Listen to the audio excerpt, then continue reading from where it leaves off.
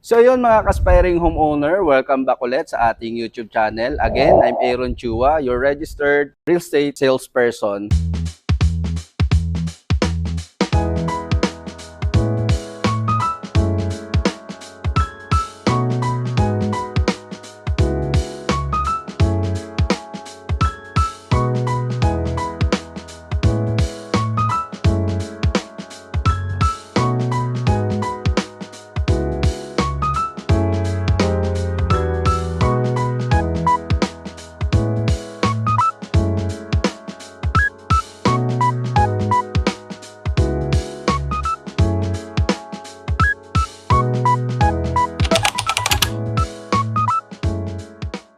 Happy New Year everyone. So this is our first vlog for this 2025. And good news mga aspiring homeowners, if napanood nyo yung ating first video ng Quezon Residencies, we have a new phase available dito sa ating Quezon Residencies, which is yung ating phase 3. So yun, maganda mga aspiring homeowners, we have available na very affordable na house and lot, which is yung ating 3 bedrooms, and we have 4 bedrooms din. At kagandahan nito mga aspiring homeowners, sa 50,000 pesos, pwede mo nang ma-full down payment ang inyong pinapangarap na bahay, no? So maganda rin ito mga aspiring homeowners, pwede siyang gawing business, investment, since pwede nyo siyang gawing paupahan. Maganda nito mga aspiring homeowners, very affordable lang, nasa 2.26 million lang ang kanyang total contract price. Which is ito ay complete turnover na, at pakita ko din sa inyo yung meron ng gamit sa loob para makita nyo or ma-visualize nyo yung ganda ng ating bahay, no? So yun, tara samahan nyo ako mga aspiring homeowners na pasukin tong napakagandang bahay, no? So yung as you can see, ito yung ating harapan ng bahay natin. Yan. So wala siyang gate pero pwede nyo siyang pagawa ng sarili nyong gate. Yung inyong yung perimeter, no? So ito yung pathwalk. Yan. Tapos ito yung ating parking lot. Ang maganda sa kanya kasya yung laki sasakyan. Then we have more space pa dito. Yan. Actually, pwede nyo pa itong lagyan ng mga taniman nyo or gawin yung depende sa inyo mga aspiring homeowners kung paano nyo i-maximize yung lote nyo. So this lot nga pala is 54 square meters sa inner lot natin. And then yung ating floor area is 72 square meter. Tapos yun, we have storage area dito. Yan, maganda mapapaglagyan ng ating mga gamit. Then we have door going to our kitchen. So mamaya mapakita nyo po. Yan. So welcome po sa ating DXE 2.1, which is yung ating 3 bedroom. So, ito yung ating dining and living area ng ating DXE 2.1. So mamaya papakita ko sa inyo yung may mga gamit na para may idea kayo.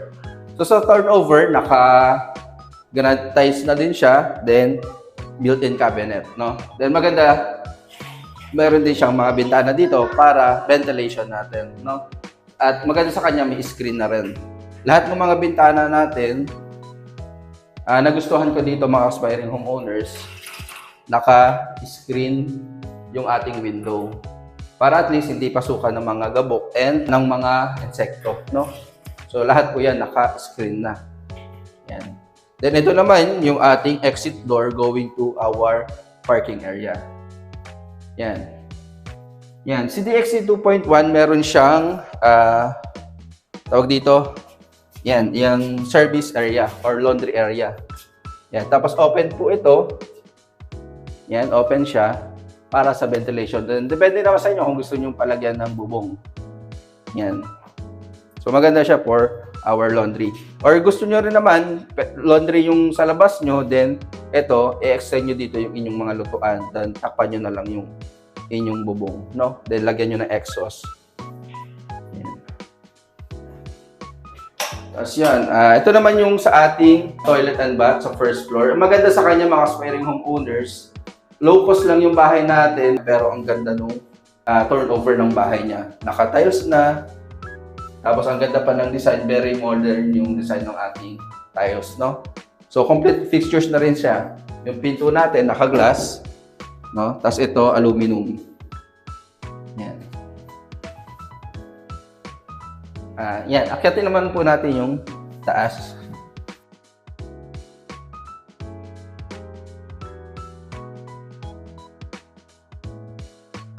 Yan. Dito naman sa taas, meron siyang malaking window. Maganda sa kanya para pasok na pasok yung natural light sa bahay. No? So, hindi madilim yung inyong lalakarang hagdan. Yan. So, ito yung hallway natin. Yan. Bago tayo pumunta sa kwarto, pakita ko din po sa inyo yung toilet and bath naman natin sa second floor. No? So, ganun din po. Yan. Maganda sa kanya, modern yung design. No? Yan. Ganun po. So, maluwag din naman siya. It's up to you kung gusto nyo palagyan din ng glass. Yan. So, dito tayo sa first bedroom niya. Ito yung first bedroom niya. Hindi ganun kalakihan, pero mamaya pakita ko sa inyo kapag meron na siyang kamang nakalagay para ma-idea kayo. So, yan. Ideal siya para sa mga bunso nyong anak or kung konti lang naman kayo sa family, pwede itong maging office area mo or gaming area, playroom. Ayan, maganda siya. Then, ito naman yung ating second bedroom. Yan. Medyo mas malaki naman to compared dun sa una. No? Yan. Maluwag-luwag pa siya. Then, kung medyo naliliitan ka, gusto mo gawin mas malaki, pwede mo naman siyang ipa-renovate yung loob ng bahay mo. Since ang ating partition naman ay naka-hardplex. Yan. Ganun kaganda. Pwede mo pa siyang i-pag-combine kung gusto mo mas malaki. Yan. So, punta naman tayo sa ating master's bedroom.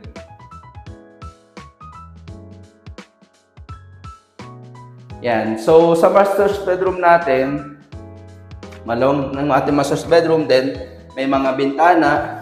Maganda sa kanya, gusto ko sa bahay, marami din bintana para pasok lahat yung natural light sa paligid ng bahay natin, no?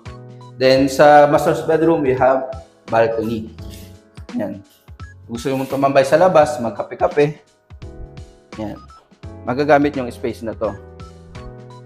Yan. So yun mga ka-sparing homeowners, samahan niyo naman ako sa ating model unit na may dress up na, may mga gamit na para at least may idea kayo, no? So yun everyone, mga ka-aspiring homeowners. So yun po yung ating pinasok kanina, which is yung ating actual turnover. Then pakita ko naman sa inyo yung ating dress up unit. Yan. Pagpasok natin, yan, we have sofa, tables, and chairs. Yan. So ito po yung ating dress up unit, no? Yan. So, hindi lang po ganun kalakihan yung kanyang dining area, yung sala niya, compared dun sa ating 4 bedrooms. Kaya lang, yung ating 4 bedrooms, iilang unit na lang po yung available doon. So, paunahan na lang din po since I think as of now, 4 units na yung ating available. No? Ayan. So, ito yung ating 3 bedrooms. Yan, tulas. Yan, ito yung kanina, meron siyang service area dito sa labas or pwede nyo gawing laundry area. Pero kung gusto nyo naman, pwede nyo siyang gawing kitchen, no? Pwede nyo lagyan ng lutuan nyo. Yan, since ito ay open, pwede nyo naman po siyang pasaraduhan, then lagyan nyo ng exhaust para at least may ventilation pa din, no? So, yun. Then, yung ating toilet, yan. Ganun din po. Punta naman po tayo sa kwarto niya. Yan. So, ito po yung ating first bedroom, which is yung pinakamaliit na room sa lahat. Yan. Ito po siya. Yan. Pag may single bed, no? Then, pwede pa po kayo dito maglagay ng inyong drawer, no? Or cabinet. Yan. It's up to you. Then yung ating second bedroom.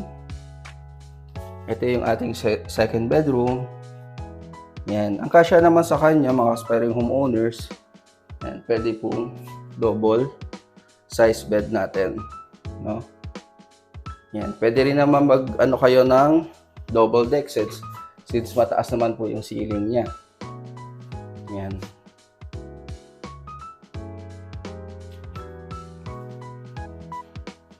Then, sa ating master's bedroom. Ito naman po yung ating master's bedroom. Yan. So, ganun din po. Yung size ng bed niya, queen size, no?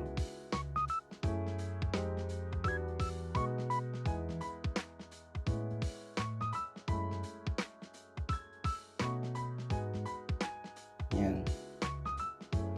So yun mga aspiring homeowners, maraming pong salamat at sinamahan nyo akong i-house tour tong napakagandang bahay. Very affordable house and lot dito sa ating Quezon Residences 3. Yan, phase 3 po ng ating Quezon Residences, which is located sa ating Barangay Quezon, Lipa City, Batangas, no? Maganda naman dito mga aspiring homeowners sa ating phase 3, meron din siyang community store, meron din siyang basketball court, parks and playground, at the same time, function hall. So yun, maraming salamat mga aspiring homeowners. If you like this video, please like, share, and subscribe my YouTube channel. At kung nagustuhan nyo po ang bahay na to, if you wish to acquire this property, please comment below or direct message me sa aking contact details. Ilalagay po natin dyan sa description below, no? So yun, maraming salamat. To God be the glory.